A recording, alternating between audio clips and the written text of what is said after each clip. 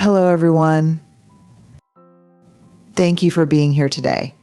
Today, I want to explore a topic that sounds simple but holds a lot of complexity. Don't tell people about your problems. Now, I know that might sound harsh at first. It might sound like I'm saying bottle it all up or suffer in silence. But let's unpack this idea because there's a lot more to it. Think about the last time you faced something difficult, a real struggle, something that kept you awake at night. How many people did you tell? Did you tell anyone at all? And if you did you share the whole story or only part of it? When we're hurting, it's natural to want relief, and sometimes that comes in the form of reaching out to others. But not everyone we encounter can understand our pain or be there for us in the way we need. And at times when we share our problems indiscriminately, it can actually make us feel more exposed, more vulnerable, and sometimes even more alone.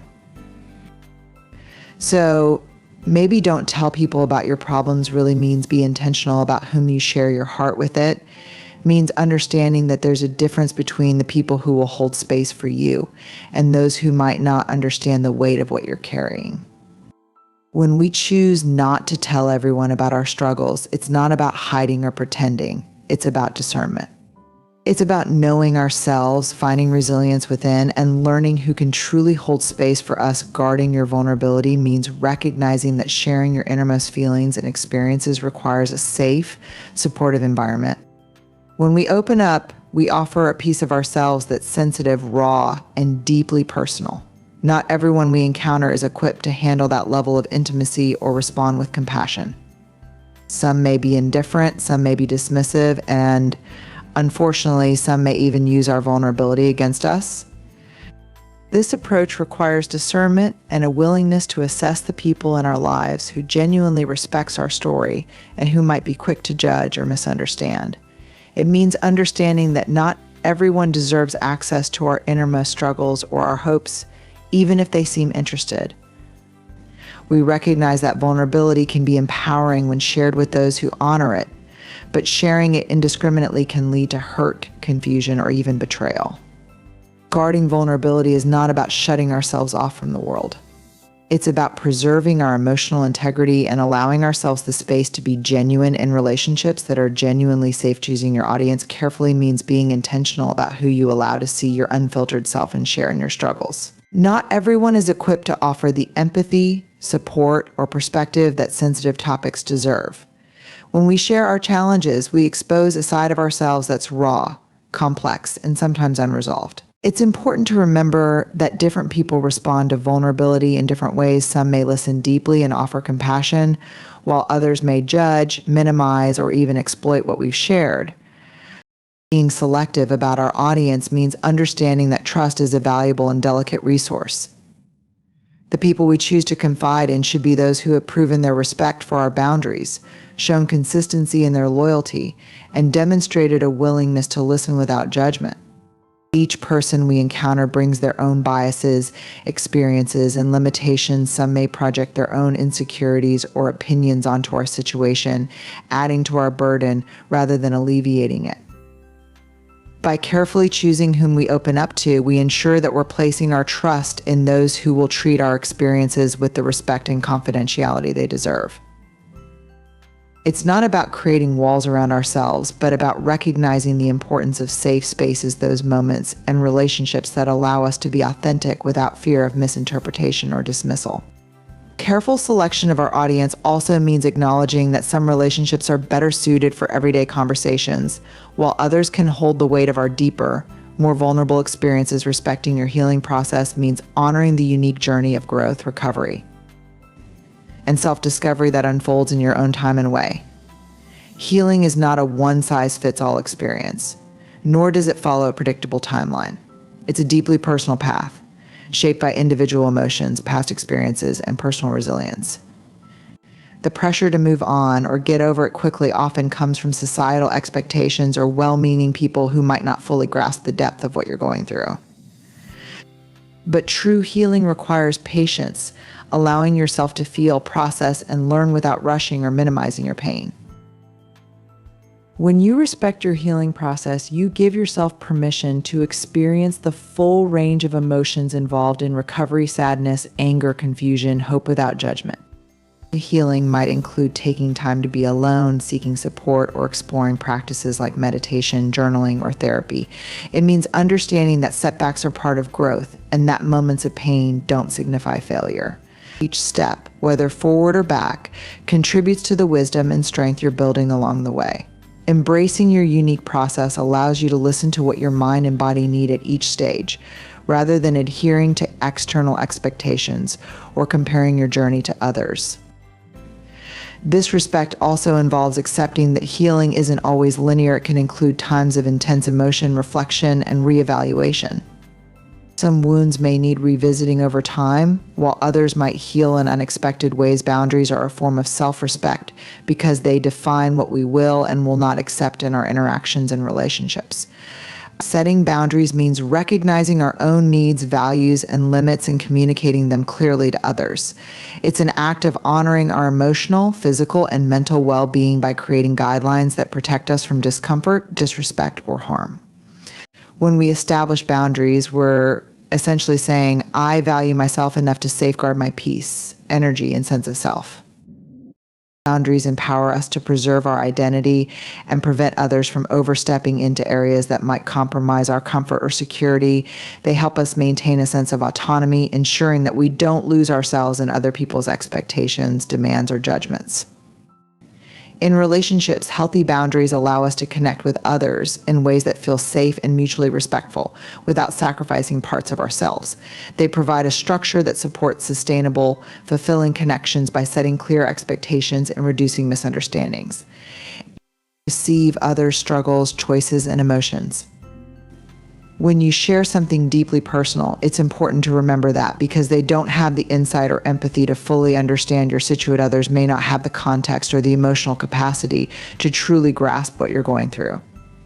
Some may unintentionally diminish your feelings, offer oversimplified advice, or respond with judgment. Simply setting boundaries also requires self-awareness and courage. It involves understanding what feels right for us and having the confidence to assert those needs, even if it feels uncomfortable.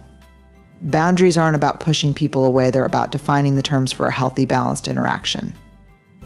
By setting limits, we take responsibility for our well-being rather than expecting others to intuitively understand what we need. Boundaries reinforce self-respect by demonstrating that we're willing to prioritize our own health and happiness, even if it means making difficult. This lack of understanding doesn't necessarily mean others don't care. It's often just a reflection of their own limitations. People might view your experiences through the filter of their beliefs, experiences, or cultural backgrounds, which can lead to misunderstandings or even invalidation. Some may project their own unresolved issues onto you or attempt to relate by making comparisons that fall short. This can feel isolating, but it's a reminder that understanding isn't guaranteed simply by sharing your truth with others. Accepting that not everyone will understand can be liberating. It allows you to be selective about what you share and with whom.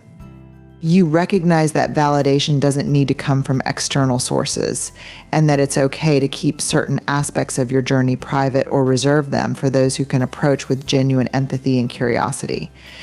This understanding frees you from the need to constantly explain or defend yourself and encourages you to seek out people who are capable of offering the compassion, patience, and openness that true understanding requires. Vulnerability isn't all or nothing, because it doesn't require us to expose every part of ourselves at once.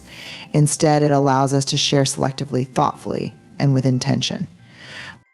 Being vulnerable isn't about full disclosure, it's about choosing what feels safe and meaningful to reveal in any given moment. We can open up in stages, testing the waters, engaging how others respond before sharing more deeply. This approach helps us honor our own comfort level and personal boundaries while still allowing us to connect with others in a genuine way. Vulnerability is a balance between being open and maintaining a sense of personal security. In some situations, it might feel right to share a small piece of ourselves, a thought, a feeling, or a story while reserving other details for a later time or for a more trusted audience. This nuanced approach prevents us from feeling overexposed or emotionally drained. It also respects the fact that trust is built gradually and that certain parts of ourselves might require more trust and rapport to be shared fully. By viewing vulnerability as a spectrum, we allow ourselves to make empowered choices about when, where, and how to open up. This perspective enables us to be real without feeling pressured to disclose everything, and it gives us the flexibility to adapt based on each unique relationship or circumstance. Vulnerability, in this way, becomes a tool for connection and growth rather than an all-or-nothing gamble with our innermost selves. Protecting your energy means being mindful of how and where you invest your emotional, mental, and physical resources. Every interaction, task, and commitment we take on requires a certain level of energy, and not all are equally fulfilling or necessary.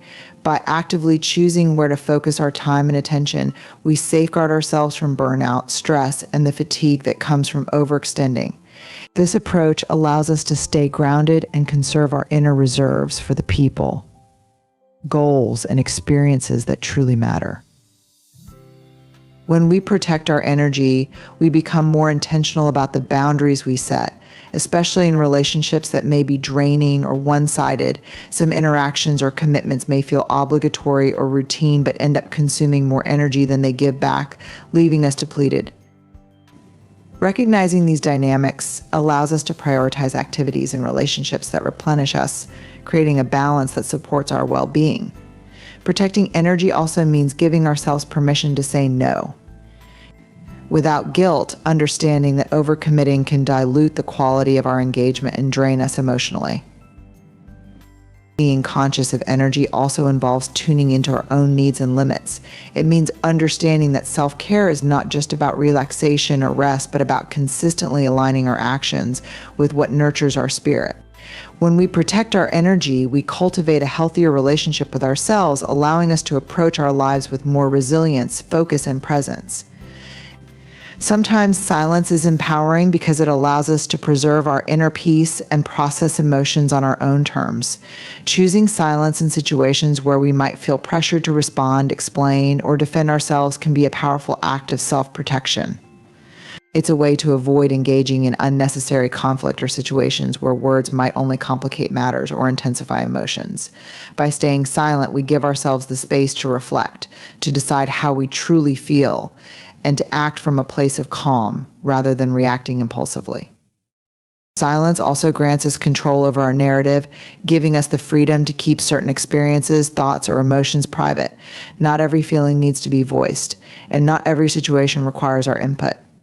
In choosing when to speak and when to remain silent, we're practicing discernment, choosing to invest our energy only where it feels purposeful or impactful. This restraint can help us avoid misunderstandings as well as unnecessary vulnerability in moments when others may not be ready or willing to understand. Furthermore, silence creates an environment for deep listening and observation. When we pause to simply listen, we can gain insights into ourselves and others that we might miss if we were always focused on expressing ourselves. It allows us to better understand the dynamics around us, to see things from different perspectives, and to find clarity within ourselves. Silence then becomes a tool for personal empowerment, allowing us to retain a sense of calm, make thoughtful choices, and engage with the world in a way that feels intentional and aligned with our values sometimes. Silence is empowering because it allows us to take control of a situation without being swayed by outside influences.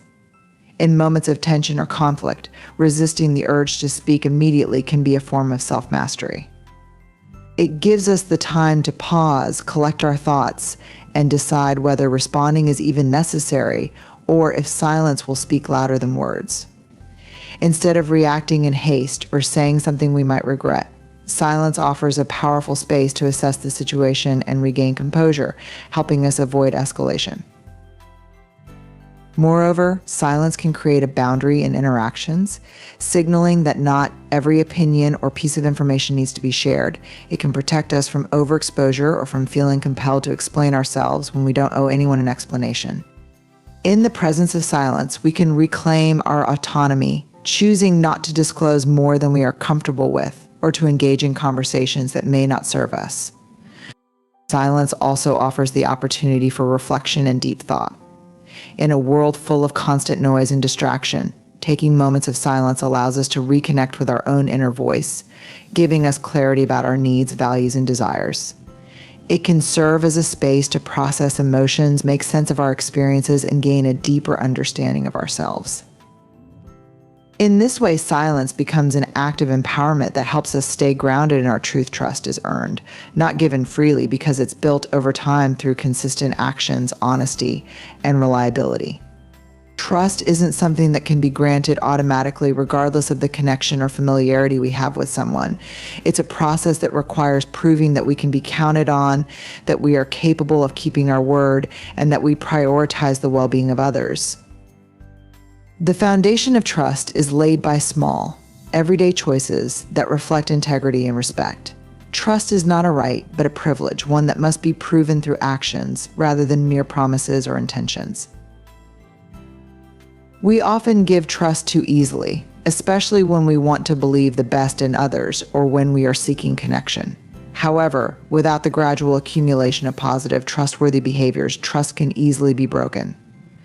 When trust is given freely without being earned, we may end up feeling disappointed or betrayed when others don't meet our expectations or when they fail to honor our vulnerability. This is why trust requires discernment and patience. It's about observing how others show up in our lives over time and how they handle our words, our emotions, and our boundaries. Trust is also a dynamic process. It's not static. Just because someone has earned our trust once doesn't mean it's guaranteed forever. Trust can be lost through a single act of betrayal or dishonesty, and regaining it takes time and effort. In relationships, whether personal or professional, trust needs to be actively nurtured and maintained through continued transparency, empathy, and understanding. It's built on the understanding that trust is fragile and that it requires consistent, intentional effort to sustain. Taking time to understand your own emotions is essential for emotional well-being and personal growth. Often, we react to situations based on our immediate feelings without fully exploring what those emotions are telling us. Emotions are complex signals that convey information about our needs, desires, boundaries, and values, yet they can be difficult to navigate without reflection.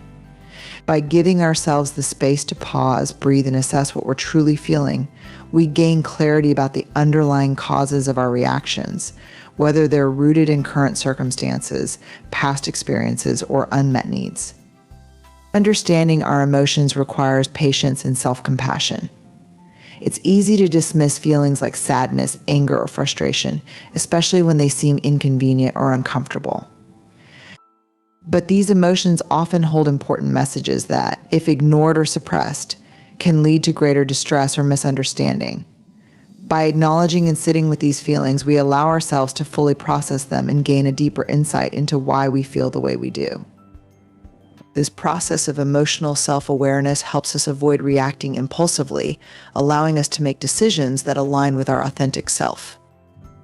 Taking time to understand our emotions also means distancing ourselves from judgment. We often label emotions as good or bad, which can prevent us from truly exploring them.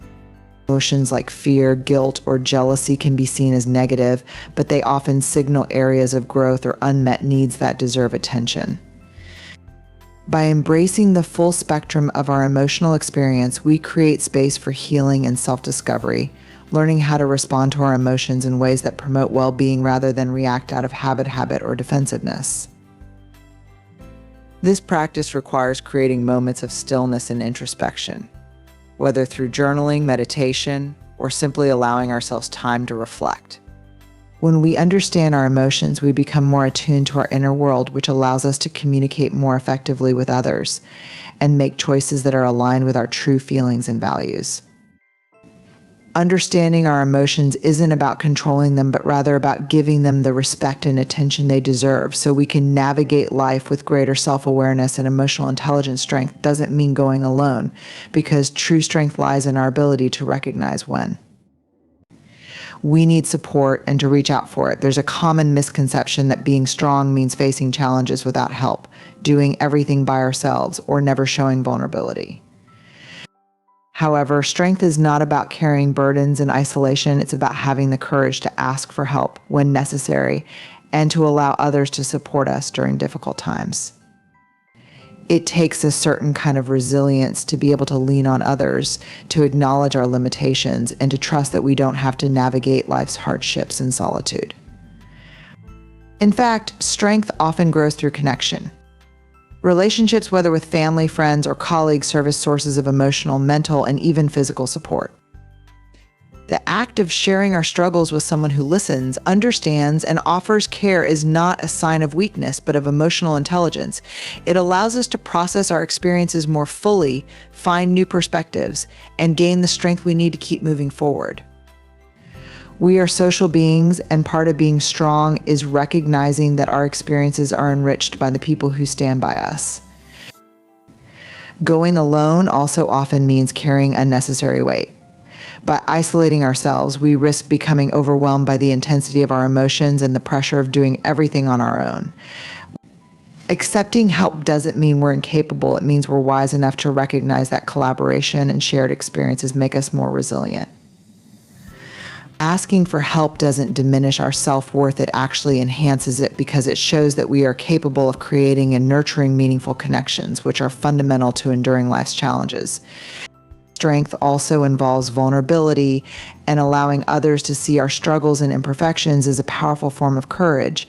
It opens the door for others to be vulnerable with us, fostering deeper, more authentic relationships built on trust and mutual respect. Being able to ask for help when we need it is not a sign of weakness. It's an expression of strength that acknowledges our humanity and our need for connection. It reflects the understanding that we don't have to face everything alone, and that in sharing our burdens, we become stronger together. Seeking support, not validation, means looking for understanding, guidance, and practical help rather than seeking approval or affirmation of our feelings and choices. Validation is often about having our emotions mirrored back to us or having our decisions affirmed by others, but this can lead to reliance on external opinions to define our worth or truth.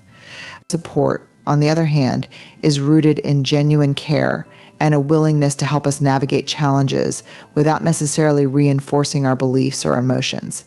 Support offers solutions, encouragement, and perspective without the need to agree with or validate our every thought or action. When we seek support, we allow ourselves to open up to others who can offer constructive feedback, help us think through difficult decisions, or simply be there to listen without judgment. Support is about creating a safe space where we can express our struggles while still being encouraged to grow, learn, and make decisions that align with our values. It's not about surrounding ourselves with people who simply echo our thoughts or confirm that we are right. Instead, it's about finding individuals who are willing to challenge us, help us see things from a different angle, and empower us to make decisions that lead to personal growth. Seeking validation, however, can make us dependent on others for our sense of self-worth. When we look for constant validation, we may find ourselves in a cycle of needing approval to feel good about our choices or ourselves.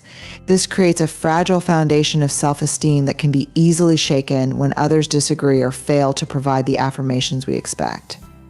Support, on the other hand, builds a more solid foundation because it is focused on our growth and well-being, not on reinforcing our existing beliefs or emotions.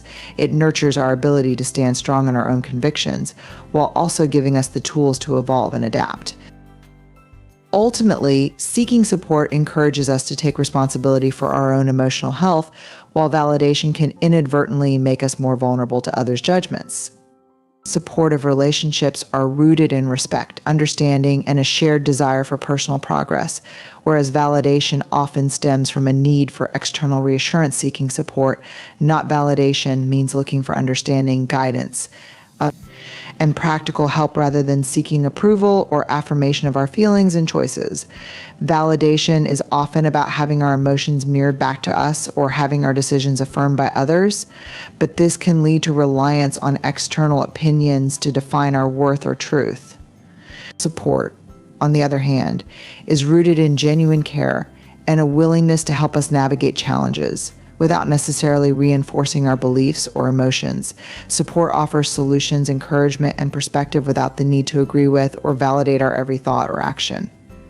Knowing your limits is about being self-aware and understanding where your emotional, physical, and mental boundaries lie. It's recognizing when you are stretched too thin when a situation is too overwhelming, or when you need rest, and giving yourself permission to honor those limits without guilt. Our capacity for work, relationships, or emotional endurance is finite, and pushing past these limits without consideration can lead to burnout, resentment, or exhaustion. Knowing where you stand allows you to make choices that preserve your well-being rather than depleting it. Knowing your limits also involves recognizing that it's okay to say no. It's about understanding that taking on too much, whether in your personal or professional life, doesn't make you stronger. It can diminish your ability to focus on what truly matters.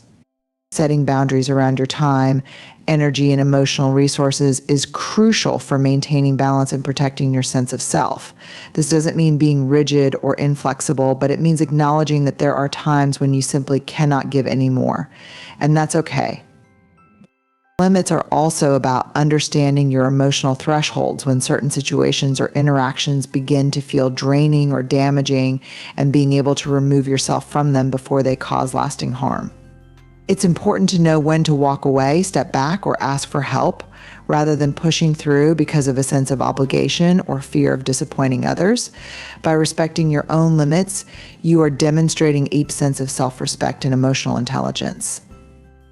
This awareness extends to understanding the emotional toll that different people, tasks, or environments have on you. Some situations may require more of you than others, and knowing how to assess your energy levels in real time allows you to protect yourself from unnecessary stress. It's about understanding that you can only give your best when you're operating within your limits, and that pushing yourself too far only leads to depletion, not growth. Respecting your limits allows you to engage with life more sustainably and ensures that you have the strength to meet challenges without compromising your health or happiness. Not every space is a safe space, because safety isn't solely determined by physical surroundings, but by the emotional, psychological, and relational dynamics at play. A space may appear welcoming on the surface, but lack the trust, empathy, or respect necessary for true safety to exist. Emotional safety is built on mutual understanding, respect for boundaries, and a shared commitment to compassion and care. In some environments, individuals may not feel heard, supported, or accepted for who they truly are. These spaces can be damaging, especially when they allow for judgment, criticism, or the invalidation of personal experiences. In certain environments, such as workplaces, social circles, or even family gatherings, there may be unspoken rules or expectations that make it difficult for people to express vulnerability or be themselves. These dynamics often come from power imbalances, toxic communication patterns, or unacknowledged biases that prevent certain individuals from feeling safe enough to share their thoughts, emotions, or struggles. When a space lacks empathy or is filled with judgment, it becomes difficult for anyone to engage authentically without fear of being misunderstood or dismissed. A safe space is one where people can exist without the fear of emotional harm, where their thoughts, feelings, and experiences are respected, and where there's a willingness to engage in difficult conversations with care. Not all spaces are designed to be safe, and it's important to recognize when we are in environments that may not provide the support or understanding we need. This awareness allows us to make conscious choices about where we invest our emotional energy, how we engage with others, and when to remove ourselves from environments that are not conducive to our well-being. Additionally, not all people within a space are equipped to create a safe environment. Sometimes individuals may inadvertently or even intentionally create spaces that feel unsafe by failing to listen, belittling others, or dismissing feelings. A safe space is not just a physical location, it's an environment where people feel heard, respected, and protected. When we recognize that not every space is safe, we can make empowered decisions about how we engage with the world and where we seek comfort. Understanding and cherishing your inner circle means valuing the relationships that are truly foundational to your well-being, those people who consistently support, uplift, and understand you. These individuals, whether family, close friends, or trusted colleagues, are the ones who see you for who you truly are, not just the version you present to the world. They are the ones who accept you with all your strengths, flaws, vulnerabilities, and complexities. Cherishing them means prioritizing the time and energy you invest in these relationships, nurturing bonds that are reciprocal, supportive, and built on mutual respect. Your inner circle is not just about proximity or frequency of interaction, but about the depth of the connection. It's made up of those who have earned your trust, who offer you genuine care without judgment, and who create a space for you to show up as your authentic self. These relationships are not transactional. They are grounded in love, respect, and emotional investment. Cherishing them means actively listening, showing appreciation, and being present when they need you, just as they are when you need them. As you move through life, it's easy to become distracted by superficial connections or the demands of work and social obligations. However, cherishing your inner circle involves discerning where you place your energy and recognizing that not all relationships require the same level of emotional investment. The people within your inner circle are the ones who have proven they will be there through the highs and lows, offering a safe space for growth and a source of strength during difficult times. Cherishing your inner circle also means protecting these relationships from external pressures. It's about setting boundaries with others who might encroach on these sacred connections and knowing when to put the needs of those closest to you above outside demands. This doesn't mean neglecting other relationships, but rather recognizing that your inner circle is a sanctuary where trust, loyalty, and understanding are the bedrock. By cherishing these individuals, you cultivate a sense of belonging and emotional support that can carry you through the challenges of life. In closing, we must remember that vulnerability is not a weakness, but a powerful tool for connection and growth. It's about understanding our boundaries, honoring our emotions, and knowing that we don't have to navigate life's challenges alone. As we move forward, let's protect our energy, choose our audience wisely, and seek support rather than validation. Let's cherish the relationships that truly nurture us. And remember that true strength is found in the courage to be authentic, to set limits, and to seek understanding. May we continue to honor our own journeys, build safe spaces, and create communities where vulnerability is met with empathy and respect. Thank you.